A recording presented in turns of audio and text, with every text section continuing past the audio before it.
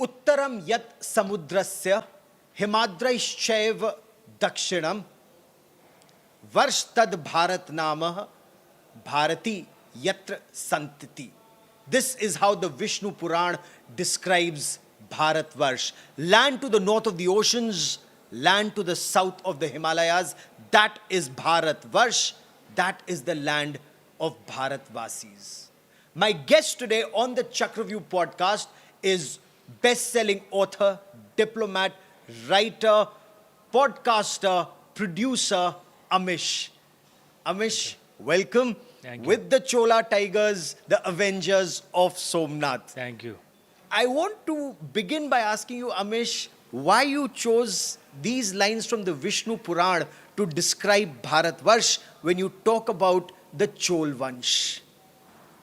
You know, I think there are many things around the discussions about our history which trouble me, which irritate me. Various things like, Indians, they never wrote anything. We were an oral culture. Apparently the British came and somehow saved us, which is nonsense. Ancient Indians wrote a hell of a lot, more than the rest of the ancient world combined. Or that, we were basically just losing 1,000 years of defeats. I have some views on that too. We'll discuss that with this book. But a third thing that really troubles me is this: there was no India. And that the British created us. So we should be thankful to the British, right? And this is utter nonsense, actually. Which is why I wanted to start with this line. Because when they say that there was no India, they are essentially asking for textual evidence to prove that it wasn't the British, but our ancestors who created India. There are many textual evidences. These lines from the Vishnu Purana is just one of them. It's very clear. North of the ocean, south of the Himalaya lies the nation, Varsham, lies the nation of Bharat, and there live the descendants of Bharat. There the Bharatvasis live. Our ancestors created India. It's evidenced in the Vishnu Purana. There are various other textual evidences, and we can discuss that if you want. But the British didn't create India. We shouldn't give them credit for stuff that they didn't do. But what about, I'll come to the Chola Tigers in just a moment, but what about those who say, fine, there were these villages and they had their chieftains, or there may have been the Magad Empire, there may have been empires in the past, but they did not control the whole country, the manner in which, for example, the Mughals did. No one else controlled the country like the Mughals or the British. That's the traditional historical perspective we've been taught. Not true.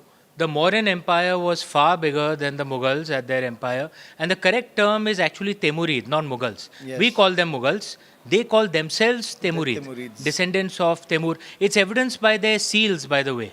We think Babur is the founder of their dynasty. They themselves thought of Timur as the founder. That's how their circular seals were structured. So Timurids. But the Mauryans controlled far more than the Timurid Mughals ever did. The Timurid Mughals, you could argue that their administration did not extend to all of India. Their core area of control was between Lahore and Agra. Yes. Whereas the Mauryans, as is evidenced in the texts such as Arthashastra and various stone pillars, various other things, the roads that they built, it's all evidenced out there. They actually ran an effective administration which ran those places. To be fair, the British also ran an effective administration. But when in our history books, they say that Alauddin Khulji controlled all of India, or Aurangzeb controlled all of India. Alauddin Khilji only lived in Delhi. If they're showing Tamil Nadu and Karnataka as a part of Alauddin Khilji's empire, the only thing that happened was he raided those areas, looted them and went back to Delhi. That doesn't mean running the place, right? His administration did not, writ did not run in those areas. Not at all. There were times when Aurangzeb wanted temples in Varanasi destroyed. He couldn't implement it because his writ did not run there.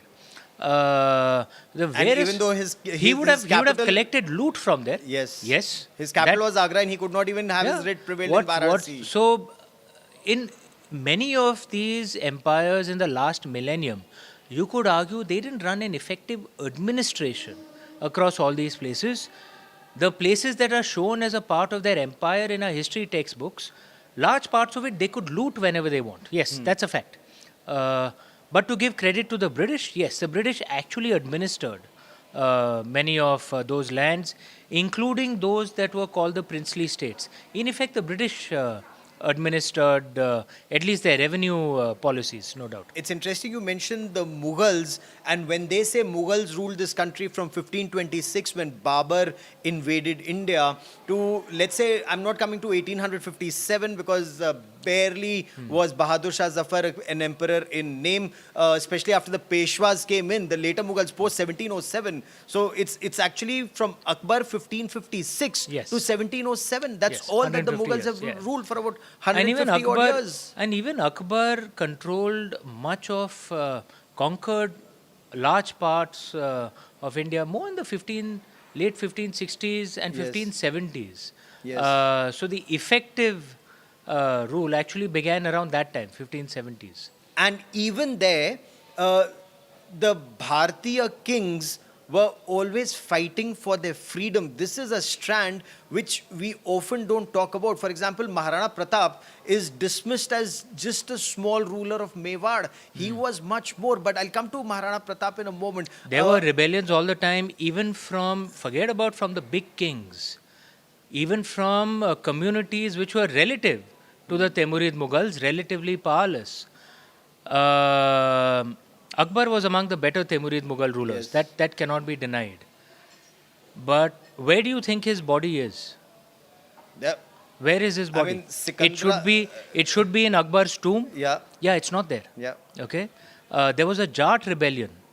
This was during the time of Aurangzeb. Akbar's tomb had been attacked. His body by the Jat, because they sacked they attacked Agra.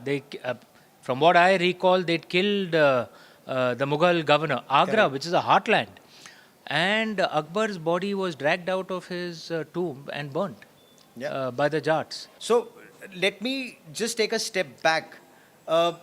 When you write about the Chola tigers, you want our people to know that we had great kings, and even if you were to compare the Mughals and the Chola dynasty, Mughals in their zenith, 150 years, or in their entirety, 350 odd years, 330 years.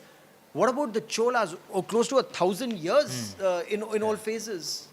So, look, the way I see it, the lack of balance in our history, particularly in the last 1,000 years, is that it is more the history of our invaders rather than the history of our ancestors who fought those invaders. And were there some among the invaders who were relatively better? No doubt, yes, there were. There were some among British administrators also Sure. who were relatively better. So, some of the Adil Shahi rulers who are completely ignored in our history books. So, I don't see it as a Hindu-Muslim issue. It's more a Delhi, non-Delhi issue. The Adil Shahis are completely ignored, even though Bijapur was a bigger city than Delhi or Agra after Vijayanagar was destroyed for a few decades, right? But they are completely ignored because they didn't rule Delhi. Some of the Adil Shahis were relatively decent rulers. Akbar, one must acknowledge, was a relatively decent ruler by the standards of his time. Some were terrible, like Aurangzeb, like Alauddin Khilji. But they were foreigners, that's a fact. Akbar did not look like Hrithik Roshan or Prithviraj Kapoor. He was Central Asian. To us, he would have looked Chinese. But they weren't Chinese. They were Central Asian. They were from the steppe lands, which extends from Hungary to Manchuria. Hungary in Eastern Europe to Northeast China, Manchuria. It's a vast land of grasslands, essentially. Tons of horses, and among the greatest warriors the world has ever seen. Scythians, Mongols, Huns, Turks, these are all cousin tribes. And our invaders, particularly the Turkic colonial invaders, came from these areas. What I want to bring out is a few key things. One, the British colonial rule has not been called the Christian invasion. Then why is the Turkic colonial rule called the Islamic invasion? This, if you think about it, is a very mischievous approach that the British took, the aim very clearly was to divide Hindus and Muslims. Modern Indians are very clear that British rule had nothing to do with Indian Christians. But there are many, sadly, who are not clear that Turkic colonial rule had nothing to do with Indian Muslims either. True. Right? And sadly, this British policy of divide and rule on our history continued even post 1947. Our establishment historians did not change the term Islamic invasion to Turkic colonial rule, which is a correct term. They were all Turks. They weren't Indians. As Faiz has said, Pasmanda Muslims or Indian Muslims would not be allowed into Agra during Timurid Mughal times, but some upper caste Hindus were, right? So Indian Muslims were as oppressed as Indian Hindus by these foreign Turkic invaders. It's interesting. Our Go on. ancestors were also very clear. If you see, the texts by the Vijayanagar emperors or Chhatrapati Shivaji, they didn't say Muslims, they said Turuksha. They called the Delhi Sultans and the Timurid Mughals Turuksha, which is Sanskrit for Turk. They were very clear that these guys were foreigners. Yeah. Right? We need to be clear of that. That's the first thing. Second thing, the way our history books tell us that we just kept losing every battle for 1,000 years. The British obviously had a selfish reason for again coming out with that narrative, because they convinced us that we're a bunch of losers whose job is to just accept the next invasion, right? And they civilized us, and they trained us just to be clerks in the British Empire. And to be babus. That's all we are fit to be. We're a conquered, defeated people, right? That's the narrative taught to us. But a question that had struck me when I was in school, that if what our history textbooks say is right, and that we were losing every battle for 1,000 years, why the hell are we still alive? Yeah. We should be dead. The same invaders who came to India, the Turks, the Huns, the Mongols, the Portuguese, British, Dutch, French, they went to every corner of the world. They wiped out all ancient civilizations.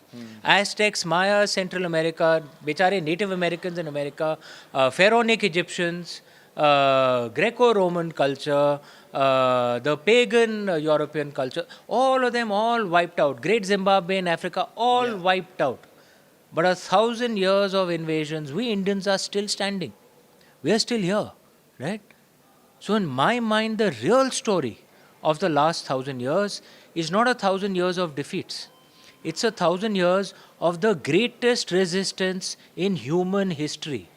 No bunch of indigenous people have fought so long and so hard to protect their culture. Every other culture gave up. Zoroastrian Persia, where is it? The Zoroastrians are alive in India. And they are massacred out of existence. The massacres that we've seen in Persia, that Katleam happened in India, in India too. But we fought. Our ancestors fought and they kept fighting and fighting and fighting and fighting. किसी ने हमारी संस्कृति को किसी ने हमें खैरात में नहीं दी है. सही बात है. हमारे पूर्वजों ने लड़ के इसे बचाया है. And that's the truth we should know. We aren't a bunch of defeated people. We're the toughest buggers around. We're the only ones who survived. The only ones. In fact, these same invaders wiped out every other civilization. While we are they the came and only invaded. ones who survived. The only ones. That's brilliant. You should mention that. In fact, even Allama Iqbal has mentioned this. मिट गए रोमा यूनान और मिस्र कुछ बात है कि हस्ती मिट्टी नहीं हमारी सदियों रहा है दुश्मन दौरे ज़मा हमारा. Ironically, it was Iqbal who said it. Yes. Because we know what happened to him, regrettably. But what he said, I agree with. And I want there to is something elaborate. special in us that we are still here. And that is the self-image we Indians should have. We are the toughest people around. Our ancestors were the toughest around. They kept fighting when every other ancient people, they surrendered. Yep. And you mentioned that. So, okay, when all these Turkic invasions started, and they were breaking our temples and they were trying to destroy our culture, which is what they did world over. To conquer a country, you destroy their temples, you destroy their Nalanda, for example, you destroy their universities' knowledge, and you destroy the people. They did that to our country, but our country was constantly fighting. Your first book, and I want to talk to you for a moment about that, Suhaldev. The if Somnath was raided by Mahmud of Ghazni, which is what this book also talks about, you had a king in Uttar Pradesh who was fighting the Ghazni army, the Mahmud Ghazni's army. True. And if it was any other culture, any other country with a hero like this, his statues would have been in every city.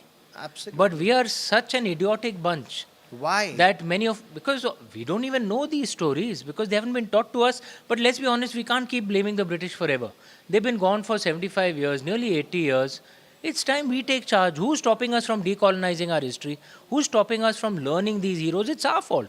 King Charles is not going to come and do a protest at Pragati Maidan.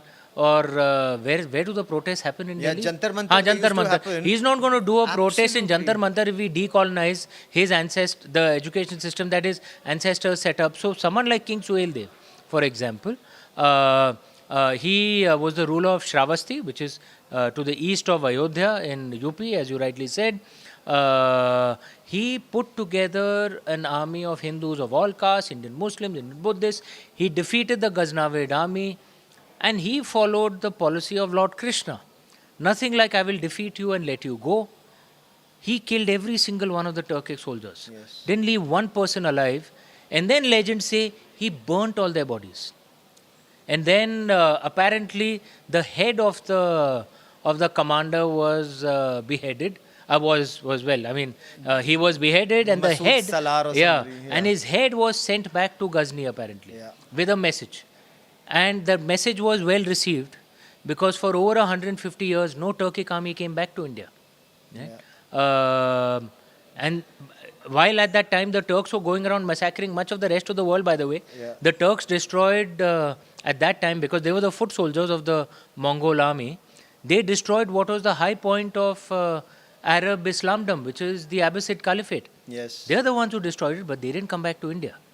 Because King they got the message yes, from what King Suhaildev did. King Suhaildev's story is something that every child in Bharatvarsh should be brought up on. But we don't know the story. We don't know the story of King Suhaildev and the manner in which he killed and destroyed these invaders, cut off their heads. And, unfortunately in our country, till this year, 2025, we were celebrating that Ghazi Masood Salar in our country as Neza Mela. But it's not just this, Gaurav. So many other, we celebrate so many other of our resistance heroes. That's what I call them, right? Like Abakka Rani, right? Rani Chelamma, like Martanda Varma, and I'm saying again, it wasn't a Hindu-Muslim thing, it was an Indian foreigner thing. Yes. Many of the, some of the soldiers, they were descendants of Peshwa Bajirao, who fought in the third battle of Panipat. They were Indian Muslims who fought Abdali.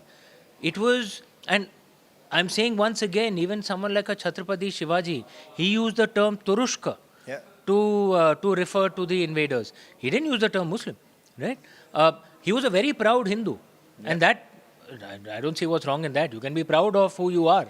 We'll be proud of our religion. But it was not an internal division. It was a fight against foreigners. It was a fight against invaders. Why does our history glorify the invaders and not sons of the soil who were constantly fighting for independence against invaders and imposition of their culture on us?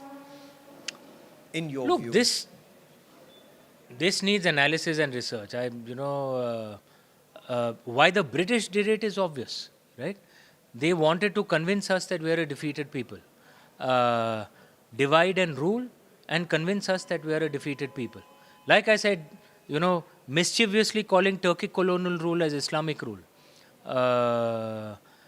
Many Indian Muslims were convinced because when they asked for Pakistan. Yes. There are many Pakistanis who think they are Turkic descendants.